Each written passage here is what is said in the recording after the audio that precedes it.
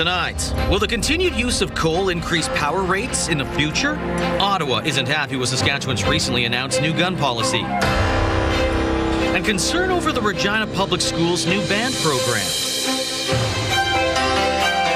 Live from our studios in Regina, this is CTV News.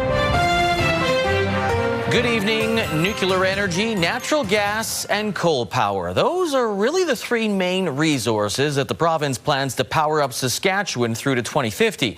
The Sask NDP does agree with the first two, but as Donovan Mace tells us, they feel continuing with coal will lead to continuous increases to power rates. The Saskatchewan NDP claims Sask power rates may continue to increase if the province continues its current grid strategy. That's according to modeling commissioned by the opposition, conducted by the energy supermodelers and international analysts. Saskatchewan needs an affordable, a flexible, and a reliable plan for power generation going forward. And that's certainly not what we see from the government. Now, MCA examining consumer-centric energy rates, the impact of energy demand and supply, as well as the evolution of rates and charges. Sask Power has stated it remains on schedule to introduce nuclear power into the grid in 2034, but until that time, the province says it is making over $900 million of investments into refurbishing coal-fired plants to assist in the transition. However, MCA says the government's scenarios present higher rates on average due to the added costs of coal refurbishment, adding the highest potential power rates are observed under high demand for coal with no importing from other sources. Now, while lower rates arise from emission reduction measures driving significant clean energy build-out with potential climate policy pushing rates higher. Now, in response to CTV News, Minister Jeremy Harrison says the provincial energy security strategy strengthens and expands Saskatchewan's electricity system through a diversified, all-of-the-above investment approach. This includes evaluating the cost and value of extending legacy assets versus the cost of new build options. Whether it's wind, solar, that has the capacity now in order to support the Sask Power's nuclear build-up. I mean, I think you'll see a proposal from us pretty shortly on this. Of course, we've been critical for a while. The province should have been doing more in the past. While the NDP wouldn't disclose their plan to reporters yet, the opposition is expected to release details by the end of the month. Donovan Mace, CTV News, Regina. The federal government is firing back on new gun legislation from the Saskatchewan government this week, saying that owners are still obligated to comply with federal law. This week, the province announced Saskatchewan gun owners would soon be able to apply for a certificate of exemption to continue storing and possessing lawfully owned but now prohibited firearms. In a response today, Ottawa said the proposed amendments do not change the obligation of law-abiding gun owners to follow the law, starting with declaring their guns through the assault-style firearms compensation program by the end of the month.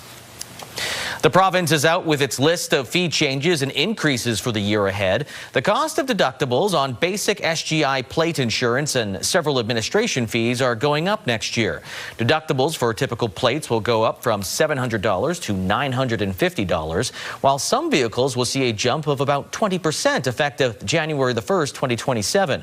Also coming into play are new $15 fees to register a vehicle or renew your license, a $5 fee to renew your registration, and another $2 onto driver's license payment transactions. We saw the Premier stand up this week and talk about affordability, talk about his budget, how he's not going to be making it more expensive for the people of Saskatchewan. And what do we see the Friday before budget? The government of Saskatchewan making it more expensive. And the province says the changes will support the auto fund long term, which faces challenges over inflation and rising vehicle repair costs. Also taking effect next year, after doubling road use fees for electric vehicles in last year's budget, the province will be tying increases to the charge with inflation going forward. The province said indexing the fees annually based on the national rate of inflation will keep what EV owners pay more in line with drivers of traditional vehicles, which of course contributes to road maintenance throughout the provincial fuel tax.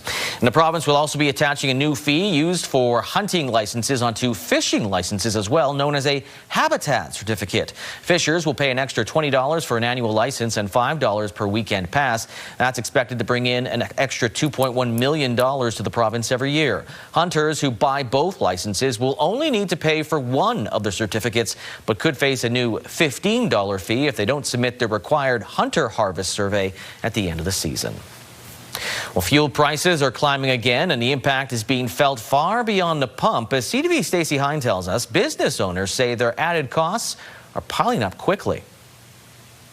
Fuel prices are climbing again. In Saskatoon, gas jumped about 6 cents overnight, now sitting at around $1.60 a litre, with some stations as high as $1.64. Some businesses say those costs add up fast. Home builder Cambridge Homes says its project supervisors travel between job sites, suppliers, and meetings every day, using a fleet of nearly a dozen vehicles. Most of the day we are on the road. At the end of the month, when all the supervisor managers submit their bills, I will see a big increase in the bills. The company also expects subcontractors to raise their rates, which could mean a 5 to 10% surcharge on projects. That at the end, everything goes back to the consumer, so that is the sad part. For door-to-door salesman Jared Roosh, his car is his office. He expects to pay an extra $30 to $40 every time he fills up.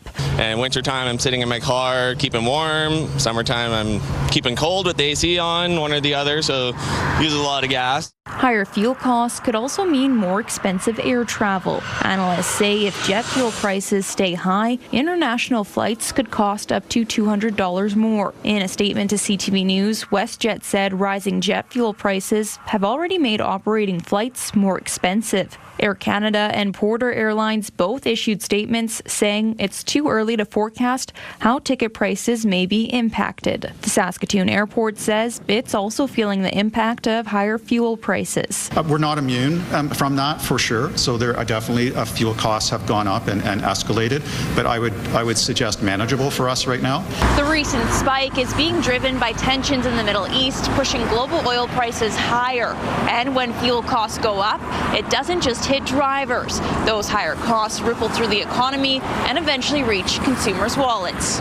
Stacey Hine, CTV News, Saskatoon. After 2 weeks of testimony, the trial of a man accused of 2 counts of first-degree murder is nearing its end. Dylan Whitehawk is on trial for the 2019 shootings of Jordan Denton and Keenan Toto. The defense did not bring any more evidence forward, so closing arguments are scheduled for Monday morning. The jury overseeing the trial will be charged Tuesday morning. In Canada, those convicted of first-degree murder are sentenced to life in prison without the possibility of parole for 25 years. 2 men have been charged with fraud and theft worth more than $1 million. In August of 2023, a Regina business reported being the victim of fraud. A more than 2-year investigation determined a former employee who handled accounting had sent numerous payments to himself as well as a second person. He also used company funds to pay off a vehicle loan, rent, and credit cards. 53-year-old Hugas Galagos is facing 3 charges, including fraud over $5,000 and theft over $5,000. 72-year-old Dennis Miederach from Saskatoon is facing similar charges. According to RPS, police received a little more than 1,000 reports of fraud, including identity theft, last year. Pedestals in honor of various Canadian military efforts at Regina's cenotaph were vandalized recently. The pedestals, located in Victoria Park as part of a project by a Regina group to honor Saskatchewan's military history in various conflicts and missions. 3 of those pedestals were knocked down. Now they will be placed upright, but once weather allows it to be. On Sunday morning, a moving crew from Regina are hitting the road to St. Teresa Point First Nation in Manitoba for a special delivery. The team from Huroff Modular Solutions has constructed 3 homes which are scheduled to reach the nation on Tuesday. Right now, it is the perfect time for the 700-kilometer trip as the convoy of homes needs to cross 5 frozen lakes to reach the destination. There are many moving parts, but the company says it's a cost and time saver in the long run. It's more feasible, cheaper for them to be done here, even though the transportation costs are higher. If you want to build that unit up there at St. Teresa Point in the actual wintertime or summertime, you're not actually getting there. You're flying your equipment in, your tools, and then you got tradespeople that are tough to access. 30,000-pound homes can easily be attached to electricity and water and can be lifted or pulled if needed.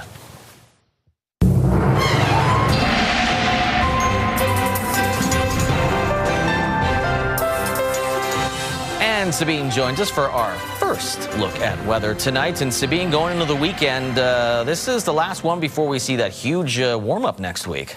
Yeah, so it only makes sense that it's going to be a cold weekend for you to maybe stay indoors, watch a couple good movies if you have any. The Oscars. What's that? The Oscars. Or the, great suggestion. Thank you so much, Lee. Yeah, stay in and watch the Oscars. Maybe catch up on some of those movies so you can watch the Oscars, because we will see those temperatures much cooler than what the average daytime high or low normally is. So if we take a look at the almanac, the average daytime high for the Regina area usually around 0, -1.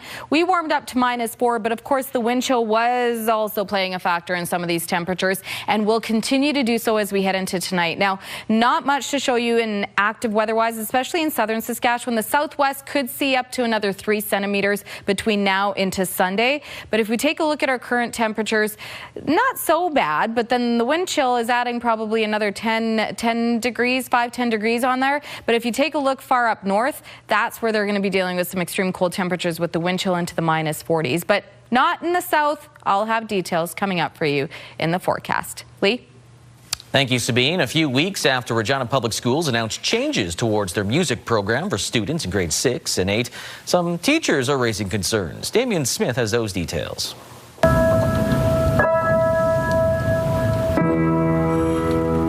6 months away from the new music program for grades 6 to 8 in Regina Public Schools, instructors are concerned about the layout of the new model. So there's some flaws with the current model, but the new model creates even more issues. This September, students from grade 6 will be introduced to a new mandatory instrument, and those who wish to pursue music further in grades 7 to 8 will travel to Dieppe School for 1/2 day per week. Some schools that only have 10 minutes of travel time for full band, those same schools having to go all the way to Dieppe could have 30 to 45 minutes of travel time. So you're tripling to quadrupling the amount of travel time students have to access full band. In a response to CTV News, Regina Public Schools says they have neighborhoods where kids don't have access to band under the current model, and that the new program removes barriers and gives every student the same opportunity to explore music. Some musical leaders in Regina are questioning the gap between weekly music sessions.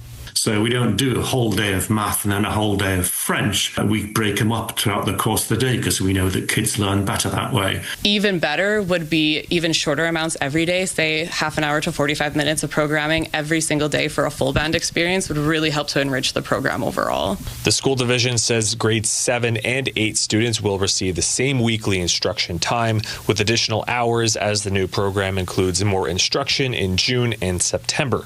There's a lot of impacts to cutting or damaging programs like this. The school division expresses a desire to see more students participating, hopefully growing the band program. It's just a real question whether this is the way to go about doing that. For Regina Public Schools, the goal of this new program is to increase music participation. Since 2022, 41% of grade 6 students took part. That number dropped to 25% in grade 7 and 17% in grade 8. Damien Smith, CTV News, Regina. The federal government is looking to give entrepreneurs the push they need to stay afloat. As Keenan Sorokon tells us, that support could help launch the next Saskatchewan success story. Edgar Payen had big dreams when he came to Canada a little more than 2 years ago, but he didn't know where to start to turn that dream into the business he always envisioned. Going above and beyond with branding, with the right connections, that's a difficult part. So he started with Srita's Sask Startup Institute, which got him in touch with the right people and helped make the Churros Churro Shop a reality. Thanks to that accelerated everything, and we were able to start in, I would say, 5 months. Otherwise, it would have taken us a year. The federal government will be adding nearly $1 million to the Startup Institute to help the next Payen become a success. Whether it's one-on-one advising, workshops, or training, the funding spread out over 2 years will help entrepreneurs help navigate the unknowns and the difficult economic circumstances. Many of the ideas coming out of programs like this are tackling the big challenges of our time. Now, just 2 years later, the churros company has big plans. Beginning at Gather Local Market, it just opened its second location at the Lawson Heights Mall and is already planning its third location out of province. Payen isn't stopping there. He plans on growing his business into the biggest churro franchise in the world, and none of it would be possible without that first bit of help he got along the way. We're 100% sure that what we're doing is changing things, and it's working. We can see it in the community we've built and how responsive they've been with us. Keenan Sora Khan, CTV News, Saskatoon. Leaders from Treaty 6 First Nations say their meeting this week with King Charles III was brief but meaningful. 7 chiefs from the prairies, including Saskatchewan, had a private visit with the King in London on Wednesday. They say they were able to personally deliver a formal invitation for His Majesty to attend the 150th commemoration of the signing of Treaty 6 at Fort Carlton in August. It was also an opportunity to discuss treaty matters such as hunting and fishing rights, as well as the right to health care. The leaders say the King was welcoming and asked questions about what is happening on First Nations and how treaties are implemented and honored in Canada. A leading Canadian expert on misinformation was in Regina last night to discuss what he calls a growing knowledge crisis. Timothy Caulfield was the guest speaker at this year's Woodrow Lloyd Lecture at the U of R. He focused on the spread of misleading information and its effects on public health, trust in science, and the quality of public debate. Caulfield, a professor of law and public health at the University of Alberta, has spent years researching how misinformation can shape public attitudes towards things like science and health policies. There's absolutely no doubt that misinformation is having an impact on people's lives, on public health, on democracy, on climate change. You pick the topic, and the spread of misinformation is having an impact. Caulfield says tackling misinformation will require better media literacy, stronger policies, and a collective effort from the public.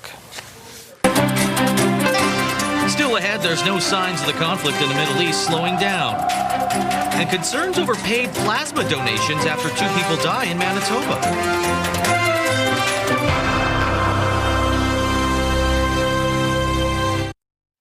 The conflict in the Middle East is showing no signs of slowing down as the number of deaths and the impacts to the global economy continue to mount. The U.S. and Israel pounding Iran while Iran is still capable of attacking its neighbors and causing havoc in the Strait of Hormuz. Heather Wright has more on the latest developments. What appears to be a projectile streaks across the sky near Incirlik Air Base in southern Turkey. NATO confirming a missile from Iran bound for Turkey was intercepted today, the third such interception since the war began. It sounds crazy because, normally Iran is a semi-ally to Turkey. So that was surprising to see, but, war is crazy. Turkish authorities have not said what the target was, but U.S. and NATO troops are stationed at Incirlik. In Istanbul, the mood is calm, but there is worry the war could spread. They are trying to involve other countries too, and so maybe there will be something, but I'm hoping it won't be anything bad. Today, the United States confirmed a refueling plane, similar to the one seen here, crashed in western Iraq, killing all 6 crew members. U.S. Central Command says the crash was not caused by hostile or friendly fire and is under investigation. In Tehran, smoke can be seen rising as thousands gathered to mark Al-Quds Day, one of many rallies across the country. People are not afraid of these attacks, the head of the judiciary said, vowing Iran won't back down. While Iran has been battered by U.S. and Israeli bombardment, it continues to strike its neighbors, with thick black smoke seen rising from Dubai's financial district today. In northern Israel, Iran's proxy Hezbollah fired hundreds of rockets overnight, injuring dozens, including a number of children. Israel continues to hit Beirut and its suburbs, with the death toll in Lebanon at nearly 700, according to the health ministry. Today, UN Secretary General Antonio Guterres visited Lebanon and called for an immediate ceasefire. Lebanon was dragged into a war that is not a war that its people would be willing to have. The exact death toll of this conflict is still not clear, but government officials and UN agencies believe as many as 2,000 people have been killed and millions displaced, the majority in Iran and Lebanon. Heather Wright, CTV News, Istanbul. A United Nations spokesperson is condemning recent anti-Semitic attacks on synagogues across multiple countries, including Canada, Belgium, the U.S., and the Netherlands. The Secretary General strongly condemns these anti-Semitic attacks in no uncertain terms. Houses of worship must be safe havens for all, and attacks on them strike at the core of our shared humanity. He calls on authorities everywhere to ensure the protection of religious sites, bring perpetrators to justice, and work diligently to counter anti-Semitism and all forms of hatred. This comes as Dutch police arrested 4 men after an arson attack on a synagogue in Rotterdam. In Michigan yesterday, a Lebanon-born U.S. citizen crashed his truck into a synagogue and was shot dead. Concerns about possible attacks against Jewish communities around the world have risen following U.S. and Israeli airstrikes on Iran. The Prime Minister spent the day in Norway observing a military demonstration as part of NATO's cold response exercises.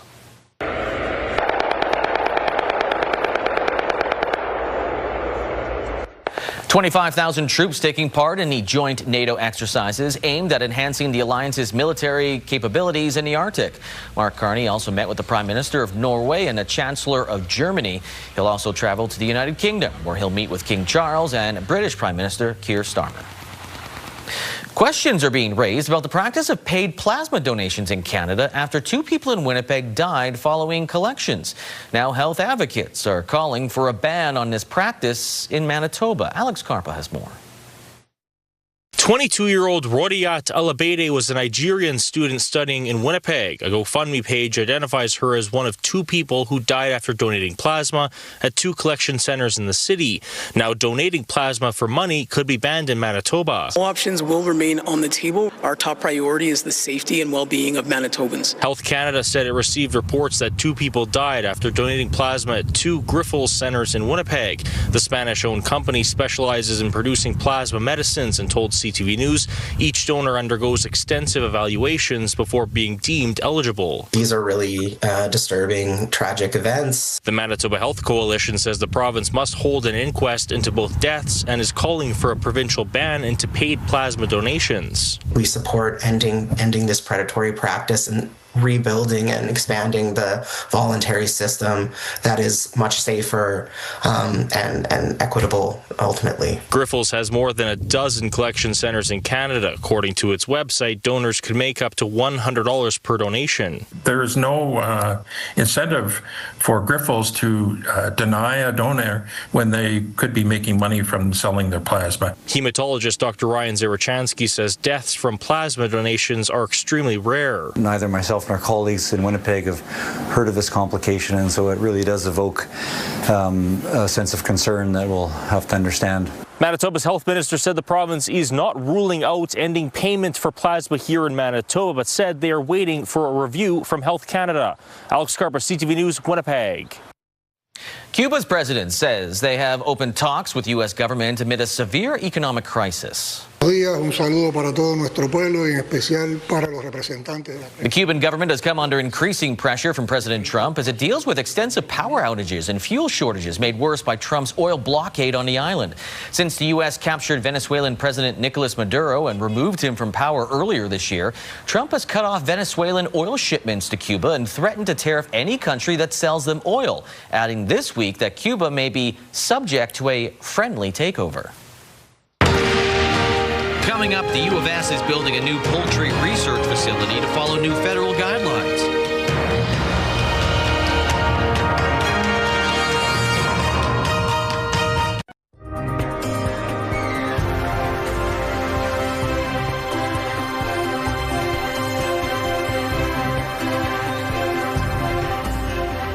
Welcome back. Let's take a look at what you can expect for your forecast coming up for the next couple of days. In terms of temperatures today, we didn't quite get into our average daily high, which is usually around 0, -1.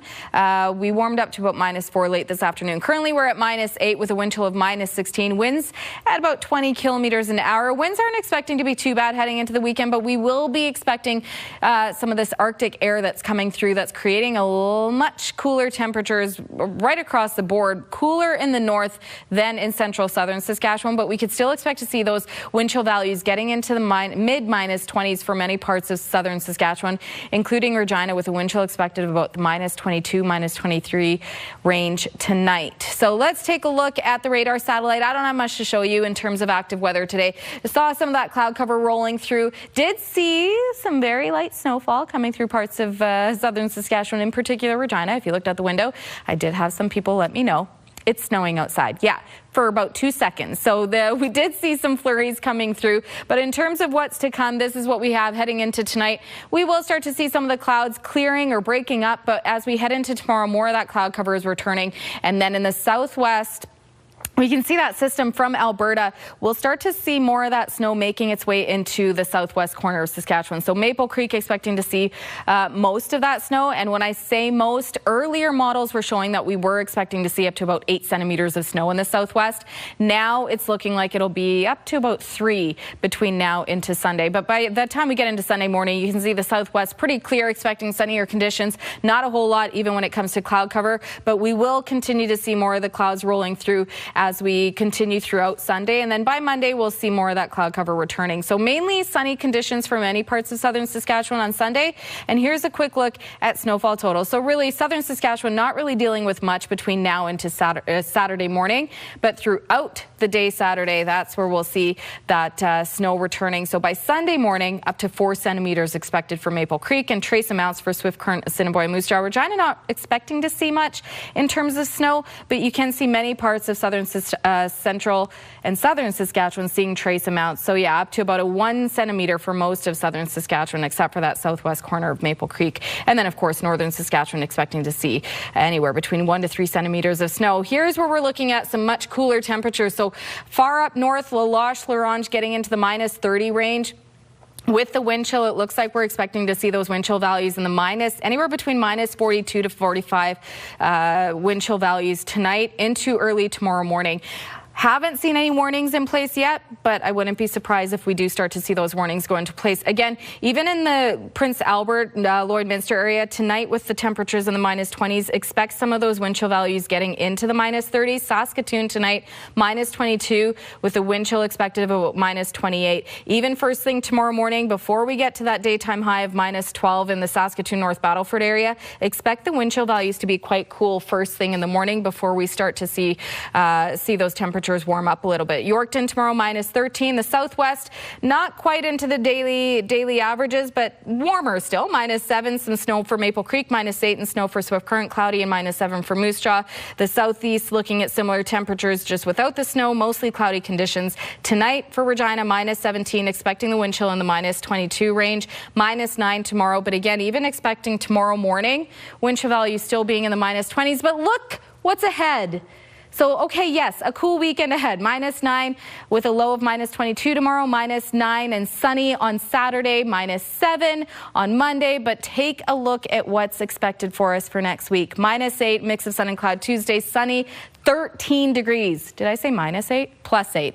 Plus 13 on Wednesday, plus 16 on Thursday. Friday, plus 9. All above seasonal temperatures expected for most of next week, and also above 0. And as of right now, that looks like a trend that we'll continue to see for the next little while. Good news. We're just so close to that spring. So close. Thanks, Sabine. You bet. University of Saskatchewan is preparing to open a new poultry research facility. It comes as Canada's egg industry goes through a major change. Laura Woodward now on the building plans and how it could help shape the future of egg farming. About 6,000 birds live at this research facility at the University of Saskatchewan. But the cages they're in will soon be a thing of the past. By 2036, conventional cages for laying hens will be phased out across Canada. And as the industry shifts to giving chickens more space to move, the university is planning a new poultry research facility. To move to enriched, to free run, to free range. And as we do that, we need more research. And this research facility also needs to be updated. So we're pumped. The new building will include 10 separate research rooms, allowing scientists to study how different conditions affect egg production and animal welfare. And then we do have the ability in these terraces for birds to come outside during the day if we choose to have that, to test what happens with free range. Researchers will test different types of feed, lighting, and environments and share that information with the 1,200 egg farmers in the country. My first project will be looking at light, and I'm going to have a physiologist from Purdue, and I'm going to have a veterinarian coming that specializes in these types of things from Arkansas, and I'm going to have another physiologist coming from Maryland. How cool is that? I mean, to be able to do that kind of research with an international perspective, I can't stand it. I'm losing my voice because I'm excited. I do love chickens, yes. Every person who steps foot into this facility must be suited up to avoid the spread of avian flu and other diseases. It's the same reason that these chickens will be euthanized at the end of their laying season. So at the end of the flock, the production cycle is stopped and we bring in a new bunch of young birds. The facility is anticipated to open within the next 2 to 3 years. Laura Woodward, CTV News, Saskatoon. Still ahead, Estevan looks to lock down the final SJHL playoff spot on the last weekend of the regular season.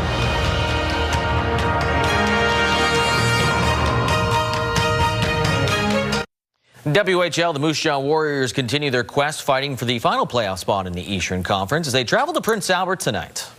For Cripps again, driving down the left side, has a couple men in front. He'll fire, score! Raiders, with 47 more points than the Warriors, have dominated the season series, winning all 5 games this season. Tied with Red Deer for the final playoff spot, the Warriors have just 4 games remaining. The Rebels have 5 games. Puck drop 7 o'clock at the Art Hauser. Also tonight, Swift Current, eliminated from the postseason, takes on the Blades in Saskatoon. The final weekend of the SJHL regular season is upon us. The Estevan Bruins and Humboldt Broncos fighting for the final playoff spot there. Last night, Kindersley was eliminated from postseason contention after an 8-5 loss to the Battlefords.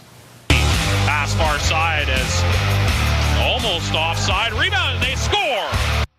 Estevan will face Weyburn in a home-and-home series starting tonight in Weyburn. Both teams have beaten each other 3 times this season. All the Bruins need is a single point or a Humboldt loss against Warman to clinch a playoff spot. Weyburn can finish anywhere from 2nd to 5th. Yorkton also plays Melville. 2 Terrier wins would give Yorkton the 2nd seed heading into playoffs. Well, in the last few decades, Canada has been serving up success on a tennis court. That includes Bianca Andreescu's U.S. Open title back in 2019. There's a lot of next-generation players that are hoping to keep that momentum going. Take a look at Regina's Keegan Rice and Isabella Yan. Also, another 14-year-old from Calgary that's turning heads. Glenn Campbell has his story. 14-year-old Matthew Popa loves to be on the tennis court. He's been serving up aces since he was 3 years old. I mean, I love to compete, running around, chasing every ball down. I mean, just competing is so, fun. Matthew's game has come a long way since we gave him our Athlete of the Week back in 2021. He's ranked number 3 in Canada in U14 and recently won the U14 national doubles title and finished 3rd in singles. He says he's found success because he's a good student of the game. I mean, just listening to coaches, staying disciplined, that's just all it takes. Matthew's coach is Alec Moriu. He says Matthew's an extremely hard worker and has been awesome to work with. The number one thing is he's a really good performer. Like when it gets tough, let's say you're in a tiebreaker at 6-all, he's able to find that top level. So that's going to really help you out in matches along the way. He's going now to play U16 nationals, and then also his goal is to also play some college tennis, maybe some pro. Matthew found that toughness on the court when he lived in Spain. He and his family moved there during the pandemic so he could train outdoors. He says that experience made him a better player. If I didn't go there, I wouldn't have learned to dig deep in points, to just stay in the point. I mean, yeah, I learned a lot from there, yeah. Matthew has some lofty goals he'd like to reach in the sport. I mean, yeah, my goal is to be top 10 in the world, but to achieve that goal, I have to keep listening to my coaches, to stay disciplined, working hard in practice. I think I can get there, yeah. If I work hard, yeah, it's possible. Still ahead, concern over property rights in Richmond, BC.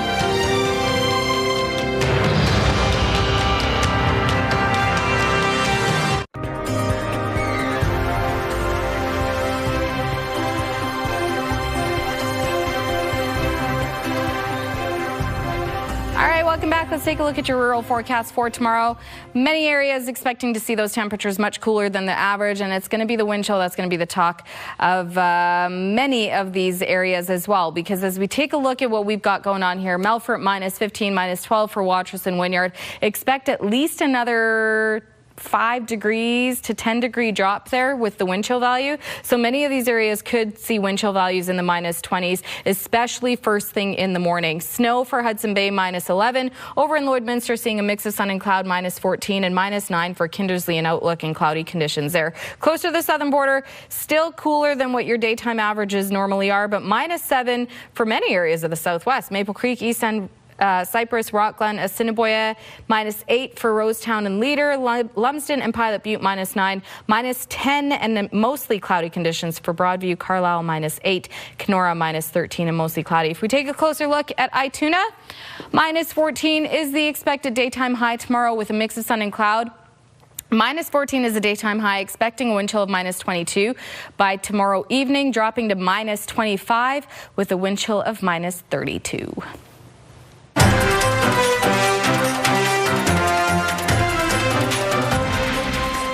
The Royal Regina Rifle Regiment has a new honorary lieutenant colonel after a badging-in ceremony at the Armory last night. So, commanding officer, Lieutenant Colonel Kevin Berry presented a sword to incoming Honorable Lieutenant Governor Monique Gaufinet. The tradition, this dates back hundreds of years to the British Army. The honorary lieutenant colonel is an esteemed person drawn from society. Their role is to advocate for the regiment and carry on their traditions. More fallout from a BC Supreme Court decision last year that decided that the Cowichan tribes hold Aboriginal titles over about 300 hectares of land in Richmond, BC. It's sparking concern about private property rights. Real estate appraisers are adding special language now to deals with the ongoing uncertainty. Rob Buffum explains.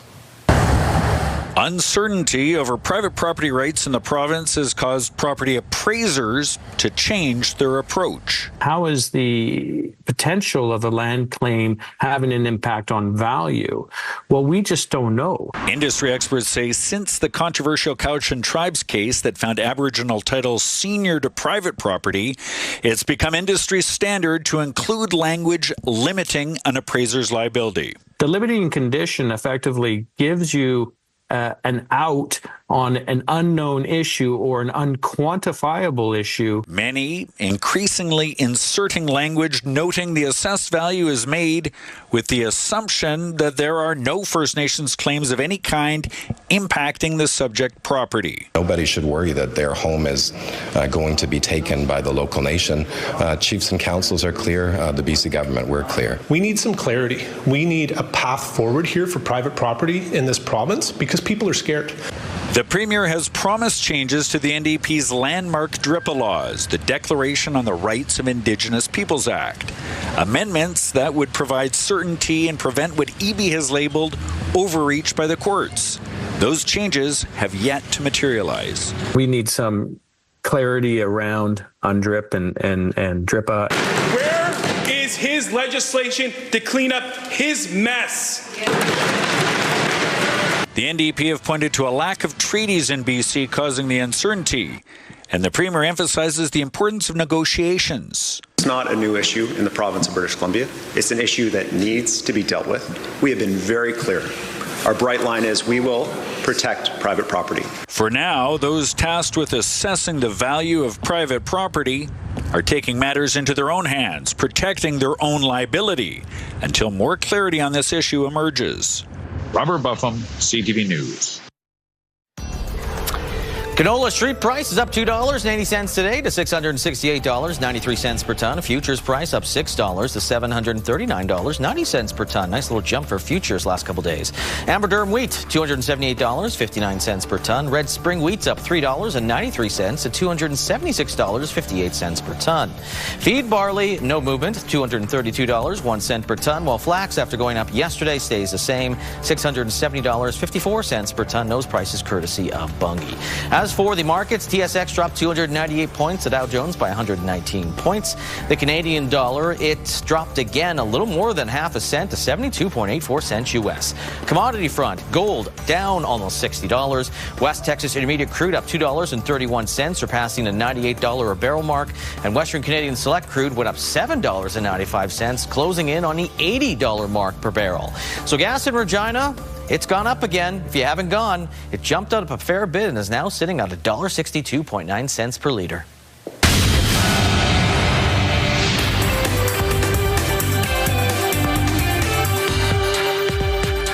That kicked the unemployment rate up to 6.7%.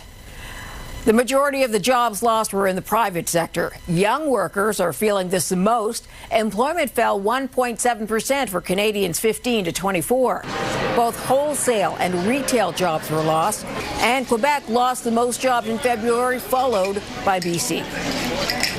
A top executive of BYD, China's largest car maker, tells Bloomberg it's considering building a manufacturing facility in Canada. Ottawa recently announced that it will allow 49,000 Chinese-made EVs to be sold in this country without a tariff, and BYD has already applied for a permit to do that.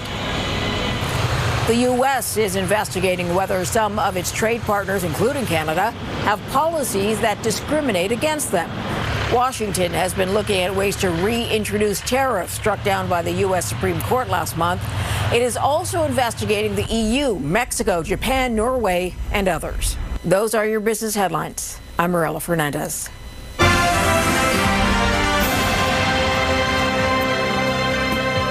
Tonight, after the newscast, we've got Celebrity Jeopardy, followed by Happy's Place, Stumble, Little Bumble, yeah. Boston Blue at 9 o'clock, Big Bang Theory, E-Talk, national news, local news, midnight.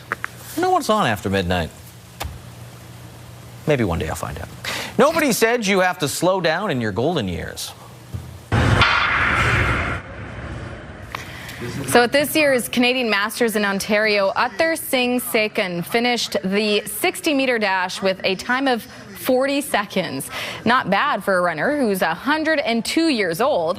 He ended up winning 4 events at the competition. Uther didn't start competing until he was 94, and now that he's started, he has no plans to slow down. Good for him. Okay, that is so sweet. Yeah. So you got to keep moving. You got to keep moving. No matter what. The secret of it all. A relic from the past is helping students connect with seniors. In the days where pretty much everyone has a cell phone, a new payphone on the streets of Boston attracting attention. This phone invites people to call a boomer. Really? For free. When you do, callers reach a senior's home in Reno, Nevada.